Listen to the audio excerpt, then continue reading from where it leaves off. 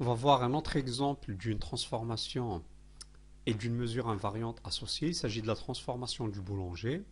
Alors la transformation du boulanger est définie dans le carré 0,1 croix 0,1. On lui associe l'attribut borélien qui est engendré par les rectangles, donc on a déjà vu. On lui associe la fonction transformation du boulanger f et la mesure lambda de Lebesgue. Alors, f est défini par quoi? Est défini par f de xy. Et j'ai deux cas. Donc, premier cas, 2x n demi y si x est compris entre n demi, deuxième erreur. Donc si x est compris entre 0 et n demi, et deuxième formule, 2x moins 1 et n demi y plus n demi, si x est compris entre n demi et 1. Pour montrer que la mesure de Lebesgue est invariante, nous devons calculer l'image réciproque d'un rectangle quelconque. Donc nous devons calculer l'image réciproque de AB croix CD. La fonction est définie selon deux possibilités, donc je vais étudier chaque possibilité à part. Donc cas numéro 1, si je dis que j'utilise cette formule-là. Donc pour trouver l'image réciproque, je dois résoudre l'inégalité 2x compris entre B et A, et n demi y compris entre C et D. Alors ça me donne x compris entre B sur 2, A sur 2, et y compris entre 2C et 2D. Mais pour que je reste à l'intérieur de 0,1, 2C et 2D ne doivent pas être plus grands que 1. Et donc je dois avoir en fait que mon D qui est inférieur ou égal à n demi. Si je dis que D est inférieur ou égal à n demi, ça veut dire que C aussi est inférieur ou égal à n demi. Voilà. Et les deux sont plus grands que 0. Maintenant je vais étudier le cas numéro 2. Dans le cas numéro 2, je vais utiliser cette deuxième formule. Donc 2x moins 1 inférieur ou égal à B, supérieur ou égal à A, et n demi y plus n demi inférieur ou égal à D, supérieur ou égal à C. Si je résous ça, qu'est-ce que je vais trouver? Je vais trouver, alors je vais ajouter un 1 divisé par 2, donc x inférieur ou égal à B plus 1 sur 2, supérieur ou égal à A plus 1 sur 2, et y inférieur ou égal, alors je vais soustraire n demi multiplié fois 2, donc ça sera 2d moins 1, et supérieur ou égal à 2c moins 1. Mais pour que 2d moins 1 et 2c moins 1 appartiennent à l'intervalle 0,1, C et D doivent vérifier quoi? Ils doivent être compris entre n demi et 1. Et donc, qu'est-ce que je trouve en fait? Que l'image réciproque d'un intervalle AB fois CD quelconque me donnera A sur 2, B sur 2, 2C, 2D, si C et D sont compris entre 0 et n demi. Et elle me donnera A plus 1 sur 2, B plus 1 sur 2, 2C moins 1, 2D moins 1, si C et D sont compris entre n demi et 1. Dans le cadre général, qu'est-ce que je fais? Si C et D ne sont pas compris tous les deux dans cet intervalle, ou bien dans celui-là, ben je partage l'intervalle avec n demi. C'est-à-dire que je vais faire de C jusqu'à n demi et de n demi jusqu'à D. Maintenant, on va démontrer que c'est invariant.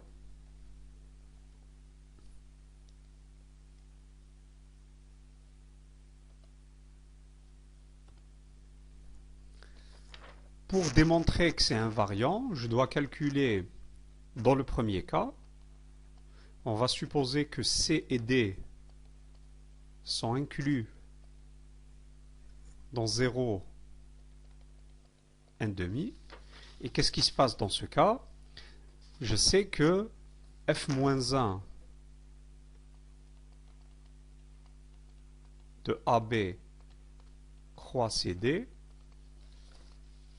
est égal à A sur 2, B sur 2, croix de C de D.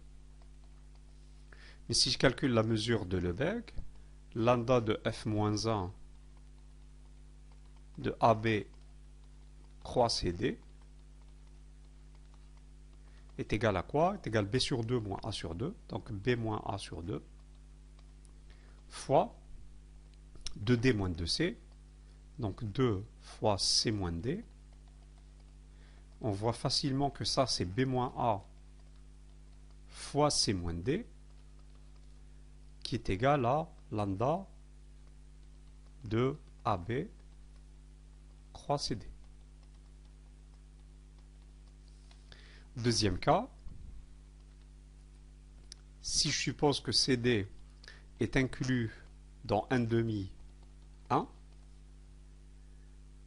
f-1 de ABCD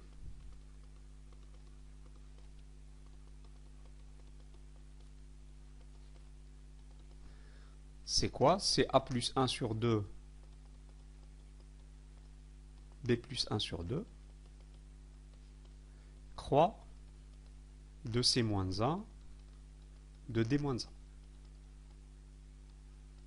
Si vous calculez là également lambda de f-1 de AB croix CD,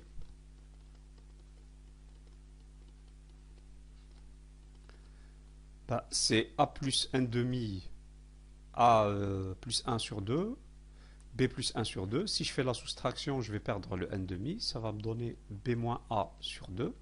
Ici, si je fais 2D moins 1 moins 2C moins 1 entre parenthèses, ça va me donner 2 fois C moins D. Et ça me donnera là également B moins A fois C moins D, qui est lambda de AB fois CD. Dans le cas général, si vous n'avez pas C et D qui est complètement inclus dans 0,1 demi ou bien complètement inclus dans 1 demi 1, donc exemple, si je dis que mon intervalle CD par exemple, c'est 1 tiers, 2 tiers, il suffit de faire votre intervalle CD, de le partager en mettant 1 demi en milieu. C'est-à-dire si vous avez C strictement inférieur à 1 demi et D strictement supérieur, donc vous n'avez pas l'intervalle qui est complètement inclus ici ou bien complètement inclus ici, vous le partagez en 1 demi. Donc vous faites C 1 demi union 1 demi D. Et comme c'est vrai pour ça, c'est vrai pour ça, ça sera vrai pour l'union des deux. On va aborder maintenant le théorème de récurrence de Poincaré. Ce théorème s'applique pour tous les systèmes dynamiques qui ont une mesure invariante. Avant de donner le théorème et sa preuve, on va commencer par donner une définition.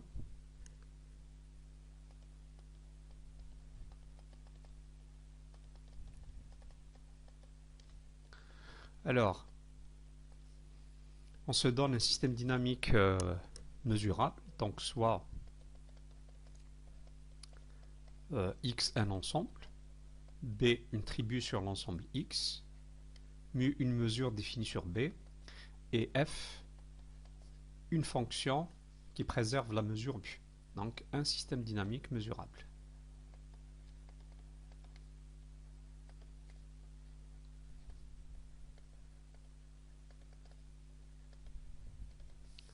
On prend un ensemble petit a qui appartient à grand B, un ensemble mesurable. On dit que petit x qui appartient à A est récurrent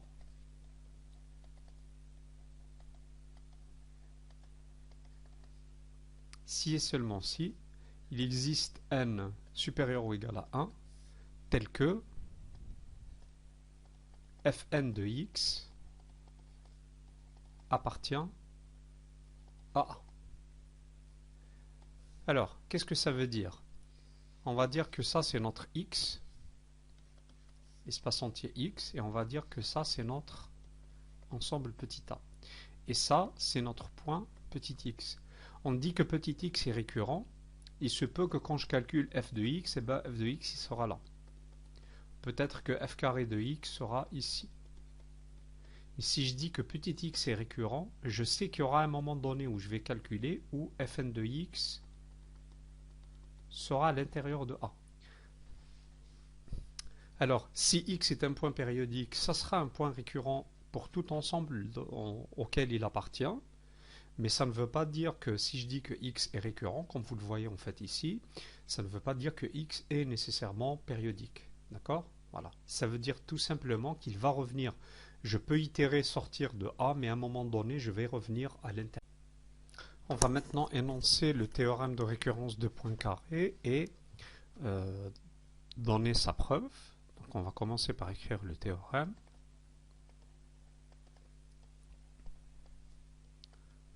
On se donne donc un système dynamique mesuré.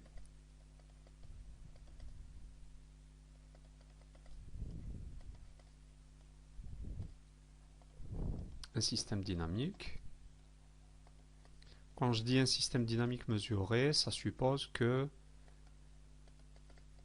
f préserve mu.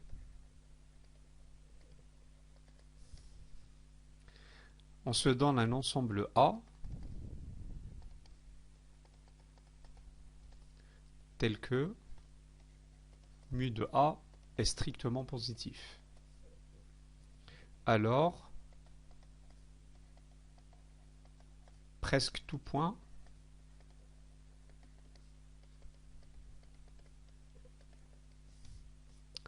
de A est récurrent.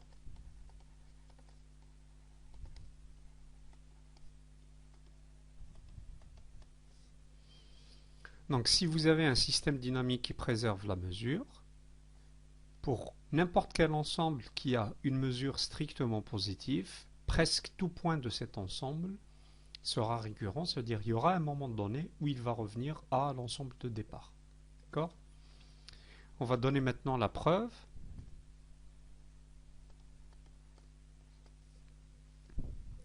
L'idée est la suivante. On va prendre un ensemble et mettre dans cet ensemble tous les points qui ne sont pas récurrents. Donc, on va créer un ensemble E. C'est tous les x qui appartiennent à A.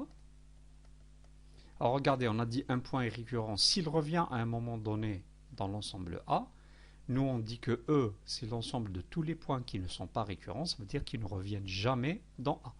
Et donc, la caractéristique de x, c'est quoi? C'est que, quel que soit n supérieur ou égal à 1, fn de x n'appartient pas à A. D'accord? On va commencer par faire quelques petites remarques. La preuve en fait est courte, mais on va essayer de l'expliquer un petit peu. Première remarque, si je prends E, inter l'image réciproque de n'importe quel ordre de E, par exemple inter, on va commencer par f-1 de E, je sais que cet ensemble-là est l'ensemble vide. Alors pourquoi c'est l'ensemble vide? Vous pouvez raisonner par l'absurde, supposant que x appartient à l'intersection. Si x appartient à l'intersection, qu'est-ce que ça veut dire? Ça veut dire que en même temps x appartient à E et en même temps x appartient à f-1 de E. Si je dis que x appartient à f-1 de E, ça veut dire que f de x appartient à E. Mais si je dis que f de x appartient à E, ça veut dire qu'il appartient aussi à A. Parce que c'est tous les éléments de A qui ne sont pas récurrents. Donc f de x appartient à A. Or, si je dis que x appartient à E, on vient de dire par définition que quel que soit n supérieur ou égal à 1, fn de x n'appartient jamais à A. Et donc ça, c'est une contradiction. C'est-à-dire cet élément-là contredit cet élément-là. Si j'écris f de x appartient à A, Ça veut dire en gros que x n'appartient pas à E. Et ce raisonnement-là, si vous écrivez par exemple l'image f-2 de E, si vous dites que x appartient à f-2 de E, ça veut dire que f2 de x appartient à E. Et ça veut dire que f2 de x appartient à A par conséquent, et ça contredit le fait que x appartient à E. Donc, en général,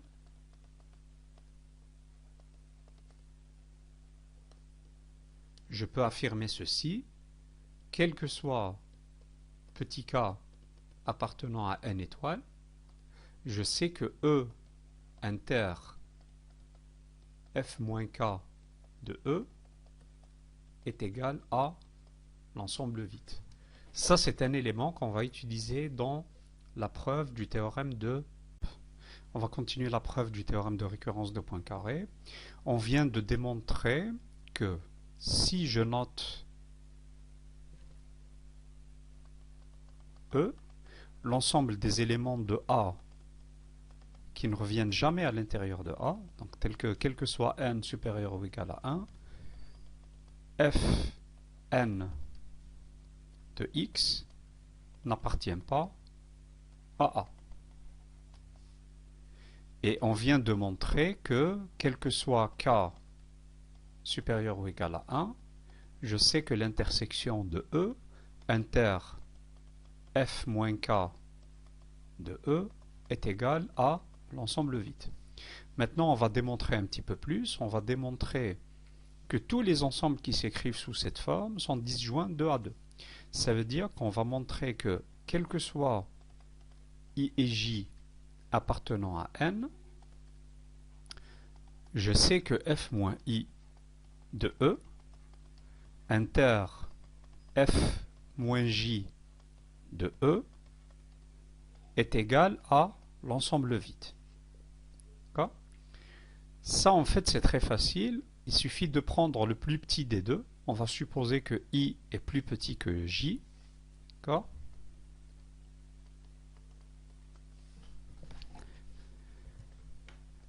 Et on va raisonner comme tout à l'heure. On va supposer on va prendre un élément X qui appartient à l'intersection. Donc si je dis que X appartient à f-i de E, inter f-j de E, ça veut dire que fi, par définition, fi de x appartient à E. Et ça veut dire aussi que fj de x appartient également à E. Maintenant, j'ai dit que i est plus petit que j. D'accord ? Si je dis que fi de x appartient à E, ça veut dire également que fi de x appartient à A. D'accord ? Maintenant, si je dis que fj de x appartient à E et que j est plus grand que i, qu'est-ce que ça veut dire? Ça veut dire que fj de x, en fait, je peux l'écrire sous la forme fj moins i de fi de x. Ceci appartient à E. Mais ça veut dire aussi quoi? Ça veut dire que une image de fi de x appartient à A. D'accord? Ça veut dire en gros que fj moins i de fi de x appartient à A. Et ça, c'est une contradiction avec le fait de dire que fi de x appartient à E, parce que si je dis que fi de x appartient à E, ça veut dire qu'aucune de ces images ne va appartenir à A. Et ça, c'est une contradiction. Ce qui veut dire que cet ensemble-là est vide. Une fois que vous avez ça, c'est la partie qu'on a détaillée très simplement, c'est la partie importante. Voici à peu près le raisonnement. Je sais maintenant que tous ces ensembles-là sont disjoints. Donc je peux prendre l'ensemble suivant, l'union de i égale 0 jusqu'à l'infini de tous les f moins i de E. D'accord? Cet ensemble-là est inclus dans X.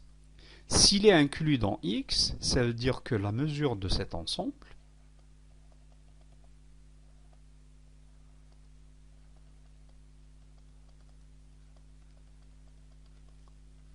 est inférieure ou égale à la mesure de grand X qui, elle, est égale à 1.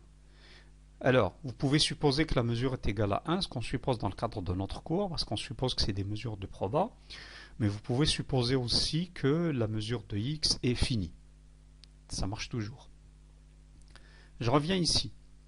Ces ensembles-là sont disjoints 2 à 2. Ça veut dire que, en fait, je vais faire la somme des mesures. D'accord ? Ça veut dire quoi? Ça veut dire que la somme de I égale 0 jusqu'à l'infini des mesures de f moins I de E est inférieure ou égale strictement à 1.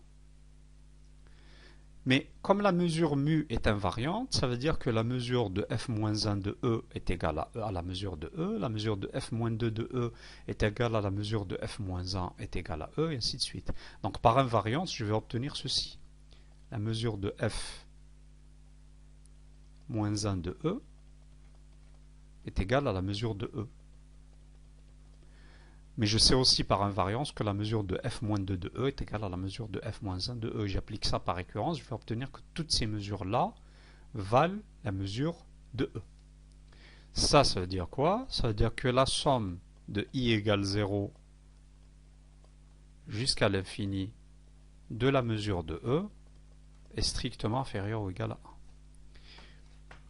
Maintenant arrive la conclusion. Si je dis que la mesure de E est strictement positive, je tombe dans une contradiction, parce que cette somme-là à l'infini ne peut pas être inférieure ou égale à 1.